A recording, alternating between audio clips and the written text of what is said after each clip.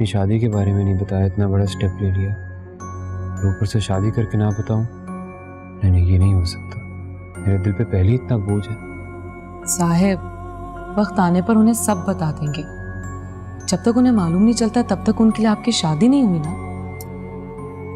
यही तो मसला है कि उन्हें नहीं मालूम कि मेरी शादी हुई है और इसलिए वो मेरे लिए रिश्ते तलाश कर रहे हैं, लड़कियां ढूंढते फिर रहे हैं। तुम्हें क्या लगता है ये जो मारिया है ये यहाँ पे क्यों आई है? हाँ, इसलिए कि मेरी कज़न है, इसलिए आई है कि वो शादी करवा सके मेरे, इस घर के साथ एडजस्ट हो सके, मेरे साथ अंडरस्टैंडिंग कर सके। और अम्मा के मुताबिक वो उसको ब्याह कर इसी घर में लेके आना चाहती है। सब जानती हूँ मैं, लेकिन आप फिक्र ना करें, मैं ऐसा कुछ नहीं होने दूंगी। वो ज्यादा अरसे तक इस घर में नहीं रह सकती। ये मेरा घर है और यहाँ मेरी मर्जी चलती है।